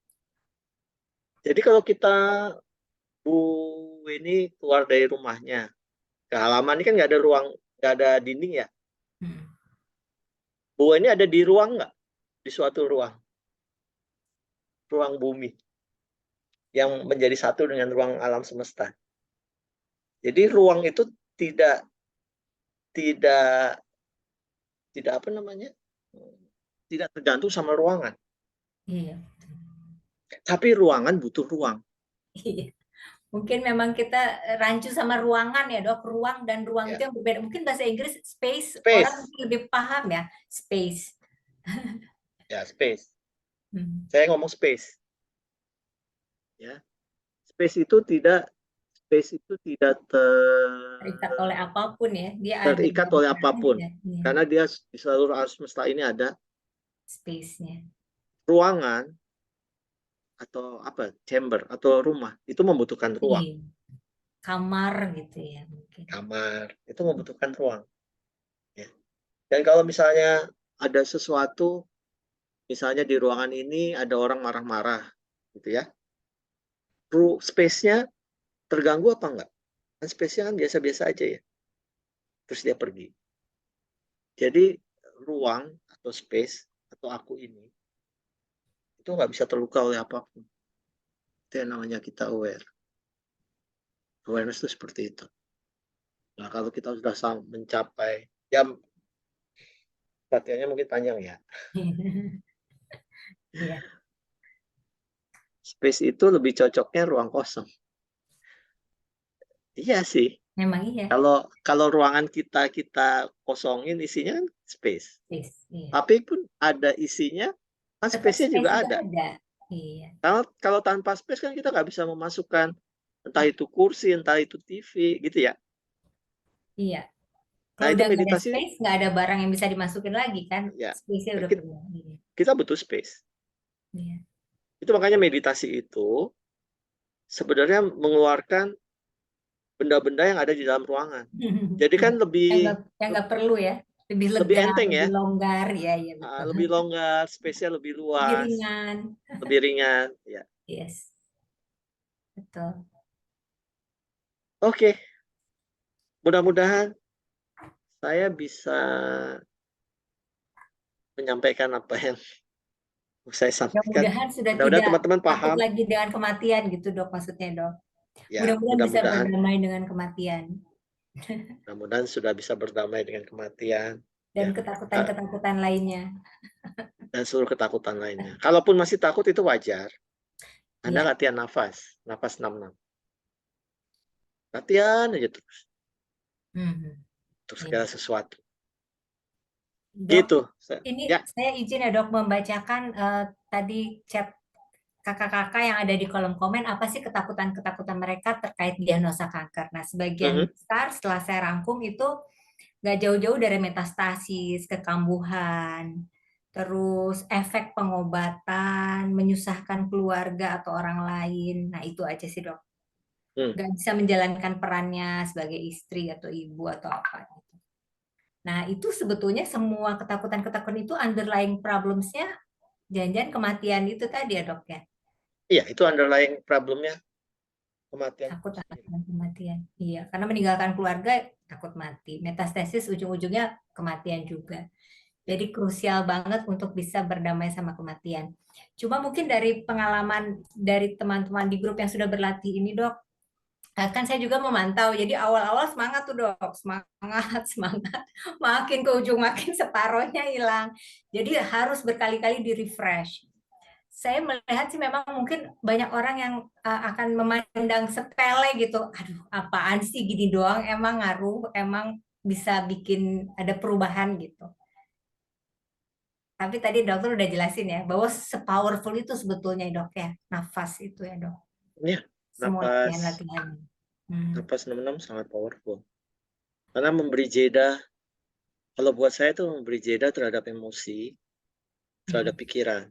Jadi saya bisa merespon dengan baik. Beda tuh merespon sama bereaksi. Bereaksi itu sesuatu yang otomatis. Ya. Hasil resultnya itu nggak bisa kita prediksi. Tapi kalau merespon, kan itu keputusan. Ya, pada saat kita mengambil keputusan untuk, ya saya marah, karena memang marah itu ternyata dibutuhkan. Ya saya nggak bilang kita nggak boleh marah, atau kita nggak boleh takut, atau kita nggak boleh sedih. Enggak, saya nggak bilang kayak gitu.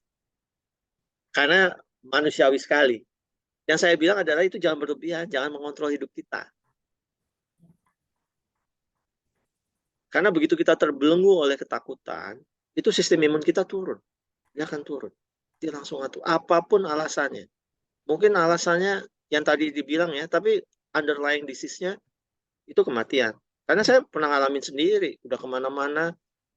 Ya kebetulan aja karena saya banyak berlatih, teman saya cuma ngomong satu, itu tiba-tiba saya sadar. Ini yang saya ingin teman-teman latihan terus, mungkin suatu hari akan sadar, oh kayak gini. Jadi rasa oh-nya itu kayak kita selilitan tuh ya. Terus itu lepas, oh gitu. Itu enak banget. Plong. Ya. Bukan berarti kita nggak ada ini ya. Nggak ada emosi, bukan berarti nggak ada emosi ya dok? ada emosi. Tetap aja kita ada emosi, tapi kita bisa Nggak memilih. tergulung dengan rasanya itu mungkin ya dok ya. Ya, kita tetap bisa memilih. Bukan berarti nggak ada problem ya. Ya, fakta-fakta selalu ada. Tapi kan kita sekarang bisa, oh kita bisa meresponnya dengan baik. Kalau dulu kan ada ini saya takut, ada ini saya cemas gitu ya. Ini nanti kalau gini gimana ya? Gitu. Nah, tarik nafas dulu, tunggu respon. Iya. Jadi tipsnya Sesimpel itu sih. Saking sederhananya latihan nafas 6-6 ya. Emang kadang-kadang orang mikir, wah, buat apa ya gue belajar begini ya? Kalau latihan 1-4 itu apa dok manfaatnya? Ya, merubah pola. Pola, ya. Ya, itu merubah pola hidup kita yang udah pattern. Sebenarnya tujuan ini semua merubah cerita hidup kita. Ya. Ya. Coba Anda tanya jujur dalam hati, ini cerita hidup saya sendiri yang buat, apa orang lain yang buat? Entah orang lain itu entah orang tua atau kakak, atau suami atau istri. Kita nyaman nggak? Kalau kita nyaman ya terusin, kalau kita nggak nyaman ya berubah. Kita berubah. Salah satu cara untuk merubah cerita hidup kita ya kita merubah pola sama pattern. Ya karena jarak antara zona nyaman kita ya, makanya jangan dipikir menderita itu bukan zona nyaman. Ada orang tuh betah di situ tuh sampai kita dorong-dorong ini. Ya. Oh bisa ya dok, ada orang yang betah di situ? Ada. Alasannya apa dok? Dia Saya merasa juga nggak tahu. dengan penderitaan itu? Karena pada saat kita mengalami emosi tertentu itu di dalam tubuh kita keluar hormon, ya, energi listrik. Kita bisa kecanduan sama penderitaan. Oh, kecanduan. Karena udah kebiasaan, ya kebiasaan kalau kita takut atau apa kan kortisol keluar tuh. Ya. Ya. Kalau kortisolnya turun, kita jadi bingung. Gimana ya gitu. Supaya kortisolnya bertambah, ya kita menderita lagi. Oh, Kita bisa kecanduan loh. Gitu ya dok? Iya. Adiksi, ya. Adiksi itu Adiksi begitu bisa. ya. Kayak orang narkoba ya udah tahu salah, tapi kok dia melakukan terus karena ada kebutuhan tubuhnya yang ingin dia alami kembali. Oh, oke. Ya, adiksi itu begitu karena ada udah terbiasa terhadap sesuatu. Ya. Ya. kemarin latihan ini nggak pantang-pantang segala? Nggak? Ada baru dok. Dan semua banyak yang senang gitu dari batch 1 kan nggak ada dok, begitu diterapkan di Oh, batch 2 semua senang. Tapi banyak ada yang begini dok, ketika tidak melakukan mereka merasa bersalah. Aku bilang jangan ngerasa bersalah, itu nanti jadi bikin problem baru, betul lah ya dok? Tujuannya ya, apa gitu dok sebetulnya? ya pasti kan kalau kita biasa melakukan A, nggak kerjain A kan ada sesuatu kayak kosong tuh ya. Karena kan kita sebenarnya merubah pola, ya. Makanya orang berhenti merokok tuh susah karena merasa ada sesuatu yang kosong. Apa sih yang kosong? Sebenarnya hormon sama elektrokimia di tubuhnya tiba-tiba hilang gitu. Biasa nonton drama Korea, tiba-tiba nggak nonton, itu asupan hormon sama elektrokimia tubuhnya berkurang. Jadi kayak merasa kosong, itu kan sensasi tubuh tuh. Yang nggak Ya, nyaman itu, iya. ya rasa nggak nyaman itu. Ya sadari dengan napas 6-6 rasa nggak nyaman tersebut. Ya jadi itu gunanya latihan pantang-pantang, terus apa namanya, coba sesuatu yang baru, bersih-bersih, ya. Pikir-pikir, zip-zip. sip-sip Iya. Oke, gitu. kakak-kakak, ini Dr. Santo sudah menyampaikan materinya. Sekarang giliran apabila ada yang mau bertanya, silakan di kolom komentar. Ada yang tanya, dok, tadi kalau sesak, kondisi beliau dalam keadaan sesak kayaknya, gimana melakukan nafas 6-6-nya, dok? Nafasnya Ya nggak panjang. memang agak susah ya kalau sesakan, saya nggak tahu penyebabnya apa itu.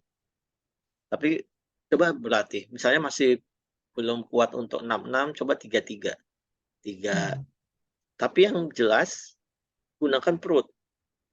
Ya, nggak usah takut perutnya jadi buncit ya. Karena sesak itu artinya bahwa kita masih bernafas dari paru-paru. Mungkin paru-parunya ada masalah, misalnya ada cairan, ya, atau misalnya ada obstruksi. Misalnya perokok lama kan ada penyakit paru obstruktif, ya. Itu akan sesak karena pakainya paru-paru. Coba pakai perut. Jadi diafragmanya ditodong ke bawah. Ya ada di YouTube. Di YouTube saya tentang nafas kalau nggak salah ya. Bagaimana menggunakan diafragma. Jadi perutnya dibuncitin aja, tarik. Itu ada space berlebih itu. Penjelasannya bisa lihat di YouTube saya tentang nafas. Tentang nafas 6-6. Iya. Baik. Oke. Ada pertanyaan dari Kak Anita.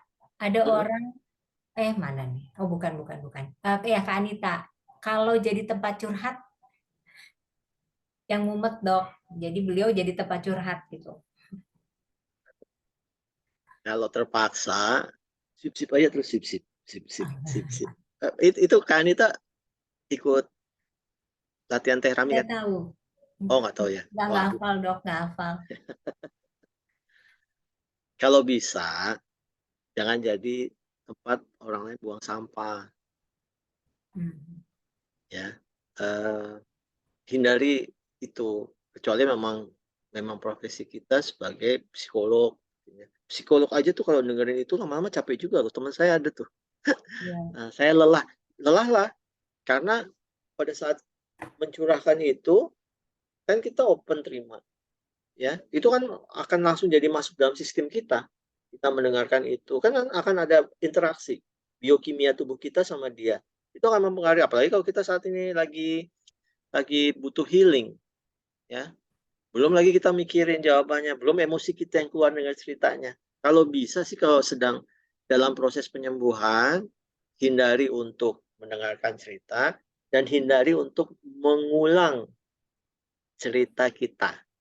Kecuali ditanya dokter. Kalau ditanya dokter, ini gimana ceritanya? Dia kan butuh tahu dokternya. Kalau dokter baru ya. Tapi kalau dokter lamanya kan dia udah ada datanya. Ya, kalau saya kan selalu ada datanya tuh di komputer. Jadi saya nggak nanya ulang lagi, ini operasi di mana? Kecuali pindah dokter, dia harus jelasin. Ya itu kan kebanyakan gitu. Kalau lagi nunggu dokter ya di Darmais tuh, itu saling cerita tuh. Nah, ceritanya berat-beratan efek samping biasanya tuh. Makin berat, makin berat makin jadi objek penderita. Iya, itu baik yang ngomong sama dengerin, karena setiap kali kita mengulang cerita itu biokimia kita aktif. Nggak mungkin kan, kita cerita menghayati itu kan. Waktu kita itu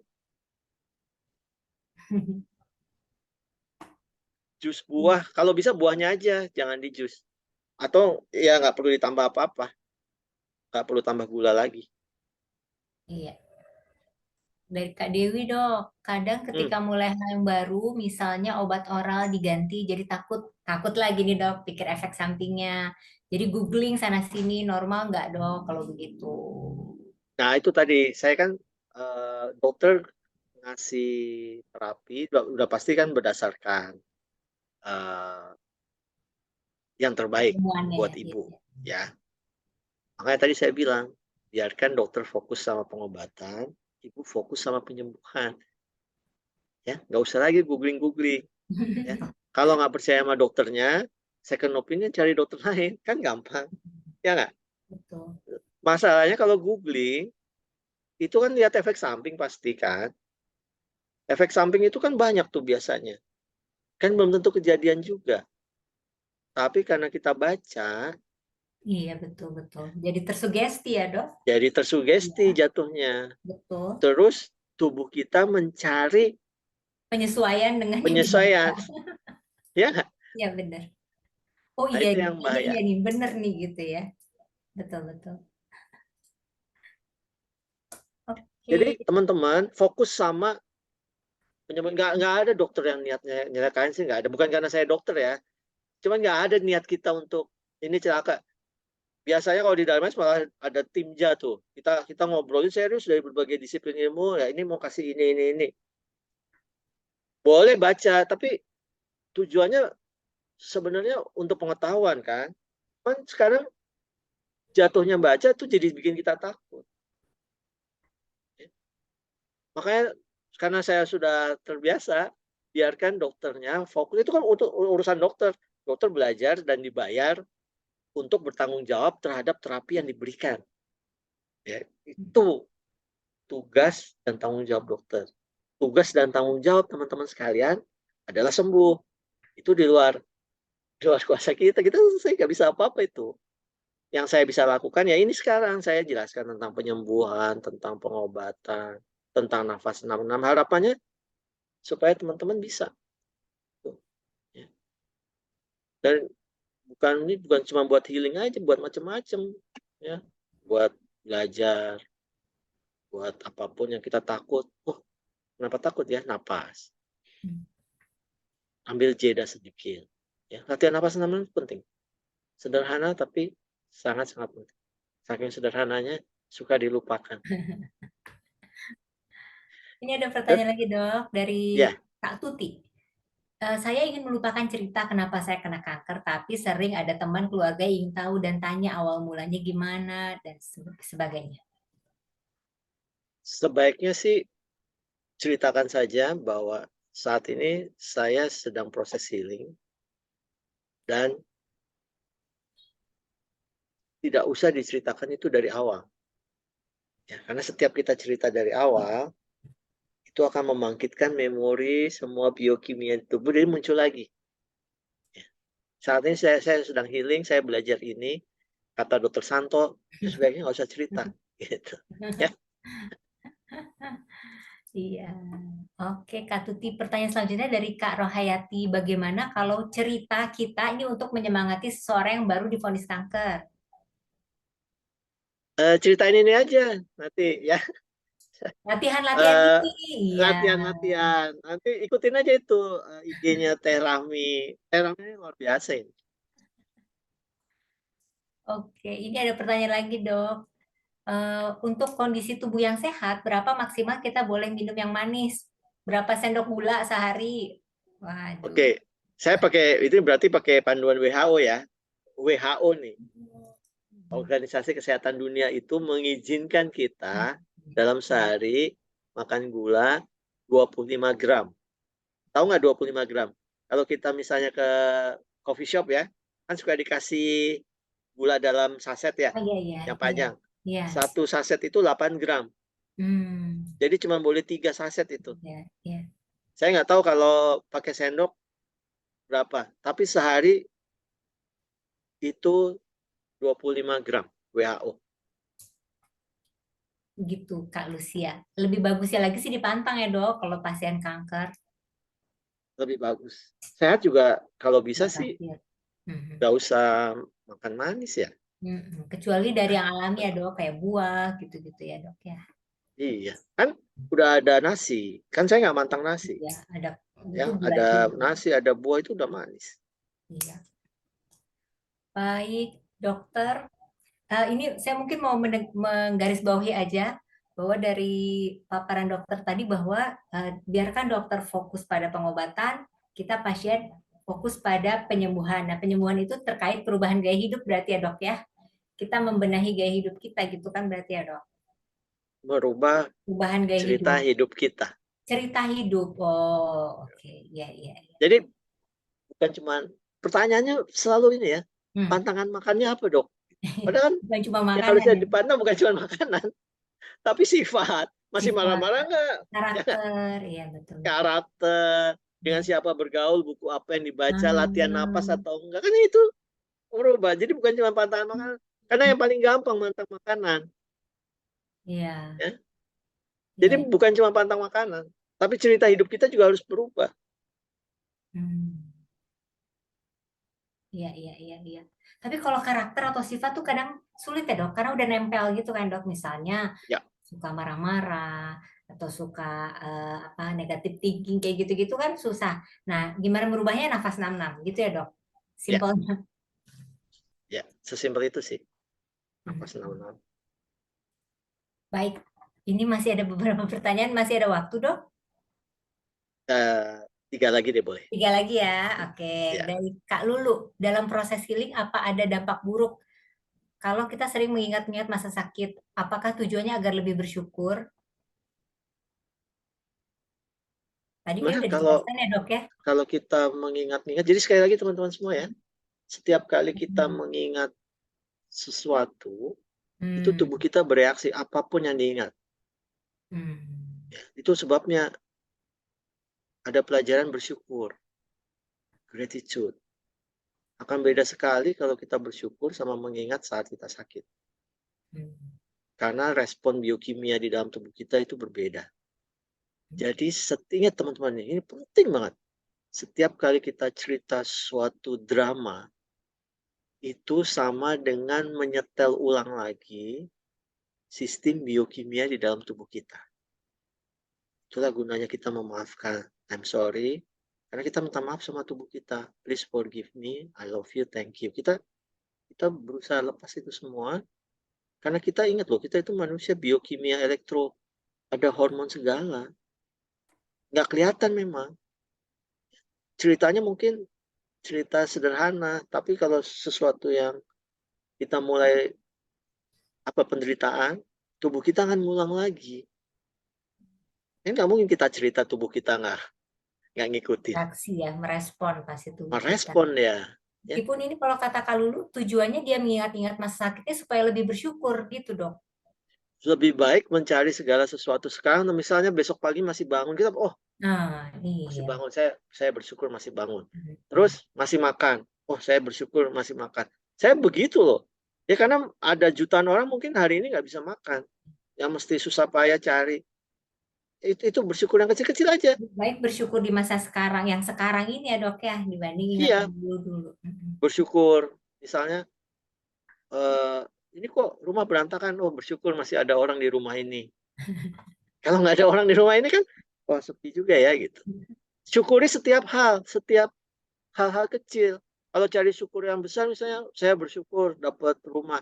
Itu kan once in berapa lama kan? Tapi kalau bersyukur, tadi besok pagi bangun, oh saya masih bangun pagi ini. Alhamdulillahirabbil alamin. Udah bersyukur itu.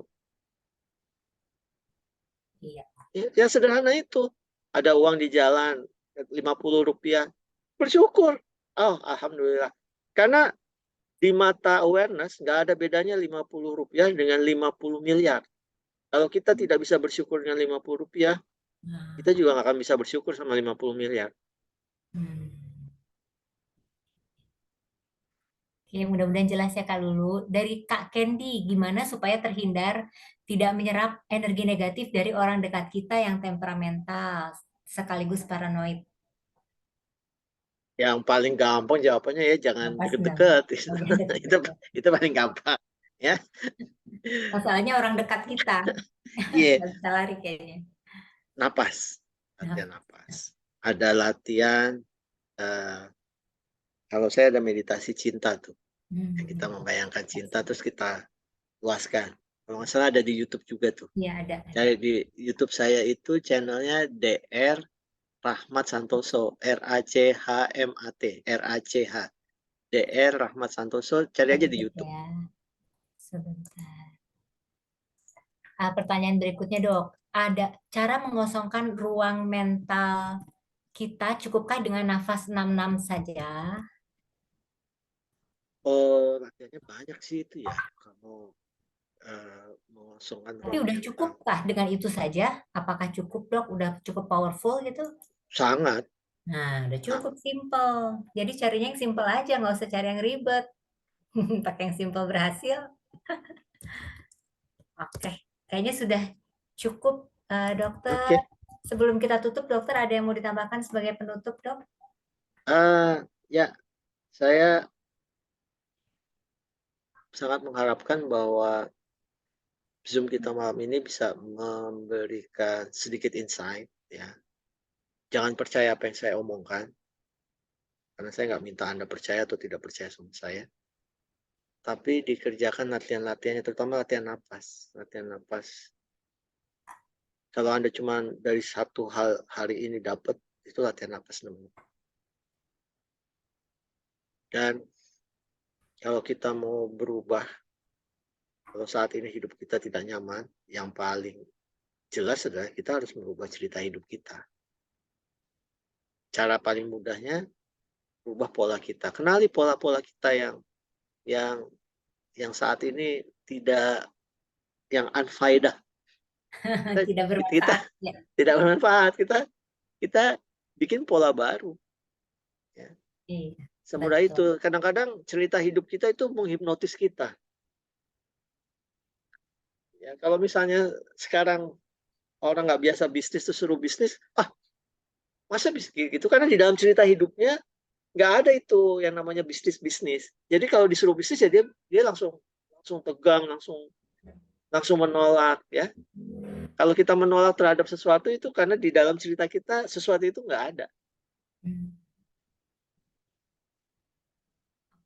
Ya betul Bu Eva, rubah pola sama dengan merubah pola hidup kita. Yang paling gampang latihan 1 sampai 4. Iya, itu udah pola banget. Itu paling gampang. Awal. Nanti di IG ditulis saja latihan 1 sampai 4 untuk teman-teman baru yang belum pernah ikut latihan sama saya atau Teh Rami latihan 1 sampai 4 itu apa sih? Itu merubah pola. Ya, itu benar-benar change. Kasih waktu 1 bulan. Iya. Ya. Jangan percaya omongan saya atau siapapun, tapi kasih kesempatan. Ya. Beri kesempatan, terus putuskan sendiri. Ini bermanfaat atau enggak. Nah, iya betul ya. Kalau bermanfaat, lanjutkan terus. Kalau nggak bermanfaat, ya anggap aja. Ya. Kenalan sama teman-teman baru. Kenalan teman-teman. Ya, latihan 1 sampai 4 ya sampai 5 menit. Iya, sebentar banget. Dokter, ini ada satu pertanyaan dari Kak Hana. Dia minta tolong dibacain. Apakah manfaat meditasi, apakah lebih baik olahraga, apakah lebih baik OR daripada meditasi diam dan tidak ada gerakan? Mungkin pertanyaannya, apakah manfaat meditasi? Apakah lebih baik? Aku kurang paham deh. Coba sebentar saya baca. Dari Hana. OR itu apa ya? Olahraga. Maksudnya gini Kak Rahmi, daripada meditasi kan lebih baik olahraga, ada gerakannya gitu. Oh gitu. Ya. Nah ya udah. Hebat Kak Ros. Ya dok, gitu dok. Daripada meditasi mending olahraga karena ada gerakannya. Oh ya bener juga. Jadi jangan salah, meditasi itu bukan cuma duduk diam. Ya. Kita meditasi itu tujuan sebenarnya adalah untuk aware dengan diri kita, who am I? Itu sebenarnya tujuan. Jadi nggak ada rencana-rencana mengosongkan tuh nggak ada. Tapi menyadari bahwa aku adalah ruang ini. Aku adalah kesadaran ini. Dan itu bisa sambil jalan, sambil lari-lari, it's okay. Kalau saya biasanya karena saya biasa pakai treadmill, itu saya tetap ya sambil saya berjalan atau berlari di treadmill, saya perhatikan nafas saya. Saya memperhatikan. Jadi saya nggak saya sambil nonton YouTube atau nonton apa. Jadi seluruh fokus saya ke dalam diri saya. Termasuk saat lagi makan. Lagi makan, itu juga benar-benar fokus pada makanannya. Makan itu kan dulu waktu SD kita diajarin 32 kunyahan tuh. Itu bisa jadi meditasi. Makan bisa jadi meditasi 32 kunyahan. Bisa nggak selama 32 kunyahan cuman fokus sama kunyahan, pikirannya nggak kemana-mana? Bisa nggak selama itu nggak lihat-lihat TikTok atau Instagram? Ya. Napas 66 juga sebenarnya ya, itu kalau kita benar-benar memperhatikan nafas, itu meditasi juga. Ya, itu bisa sambil duduk, sambil jalan, sambil di bis, itu nggak perlu kita duduk diam. Mana yang lebih baik, meditasi atau olahraga? Saya ngerjain dua-duanya soalnya. Bukan sesuatu yang harus dikotomikan, iya. Iya. Baik. Itu minta satu lagi tuh. Iya dok, ini Kak Devina apa? Pertanyaan apa ya? Saya. Sebentar, iya ada satu lagi saya juga jadi ini. Kak Devina, pertanyaannya apa Kak? Kayaknya gulung di atas. Oh, bertanya, kalau saya jika tidur di alam bawah sadar saya selalu bisa aktivitas. Maksudnya gimana? Dok, boleh bertanya, saya jika tidur di alam bawah sadar saya selalu bisa aktivitas. Wah, nggak ngerti. Open mic aja Kak Devina, ayo. Nggak bisa, kan kita ini sebentar. Oh, oke. Oh, iya. Bisa. Ya, silakan. Kak Devina masih ada nggak? Bisa open mic. Teh Rami juga open mic. Iya dok, salam. Gimana? Ya, salam semua. Iya, nih saya kan pasien kanker juga. Saya tuh CA Mamae stadium 4 sama metas ke otak. Tapi puji Tuhan saya sudah membaik kayak gitu. Cuma di saat kalau tidur gitu, kalau tidur itu saya kok bisa aktivitas gitu loh dok. Jadi apa yang saya kerjakan di pagi hari itu bisa saya lakukan lagi di alam bawah sadar saya. Itu sedang tidur dok. Jadi misalkan saya bicara sama siapa kayak gitu. Itu kok ada lagi kayak gitu. Itu gimana ya dok? Oh mimpinya. Mimpinya sesuai dengan kegiatan. Jadi bukan mimpi ya. Jadi kayak apa sih kenyataan gitu loh dok. Kayak kenyataan. Saya nggak paham nih. Ibu tidur atau enggak? Tidur. Iya, saya tidur. Tahu-tahu udah pagi kayak gitu. Gitu loh dok. Jadi yang aktivitas dari pagi itu munculnya di mimpi atau apa? Ya jadi di tidur saya gitu loh. Di tidur saya itu dok. Itu mimpi ya? Mimpi atau bukan? Saya juga nggak paham gitu loh. Makanya saya tuh selalu bisa seperti itu gitu. Itu loh dok. Kalau memang ibu tidur terus seluruh kegiatan tadi pagi muncul lagi, itu pasti lagi mimpi itu. Mimpi itu ya dok? Iya itu mimpi. Jadi yang biasa saya kerjakan, iya. Ya kalau ibu mau, ibu punya jurnal. Jurnal tulis semua, ya apa yang dialami tadi pagi, yang penting-penting aja.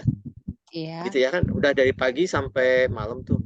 Iya betul. Nah sebelum tidur, ibu ingat lagi, tapi mulainya dari malam sampai ke pagi. Jadi kayak kalau kita putar CD kan satu arah tuh. Iya. Nah ini kita putar balik. Coba ibu lakukan itu. Bikin jurnal gitu ya dok? Bikin jurnal kan terus udah ada dari pagi A, B, C, D, E gitu misalnya ya. Ya betul. Ibu tulis itu sebelum tidur, ibu bayangin dulu kejadian-kejadian pagi tadi tapi dari E. Ya dari terakhir kan. Dari terakhir. Nah itu buat iris biasanya. Oh itu ya. Baik. Ya. Coba lakukan beberapa hari lagi Bu ya. Ya siap. Baik, nanti dokter. Saya tolong dikasih tahu dalam seminggu ini ya. Minggu depan kasih tahu. Entah DM saya atau DM Teh Rami ya. Iya, baik. Siap dokter. Siap. Dok. Selamat malam. Terima kasih. Salam. Baik, terima kasih Terami, Kak Devina menutup pertanyaan pada malam hari ini. Dan sekaligus juga Kak, akan kita tutup Zoominar pada malam ini. Terima kasih kepada Dr. Santo atas waktunya Terima dan kasih. ilmunya. Batur nuwun Dr. Santo. Kakak-kakak semua yang sudah hadir. Terima kasih semua. Terima kasih semua. Assalamualaikum. Waalaikumsalam. Terima kasih Dr. Santo, terima kasih Terami. Terima kasih semuanya. Terima kasih teman-teman semua.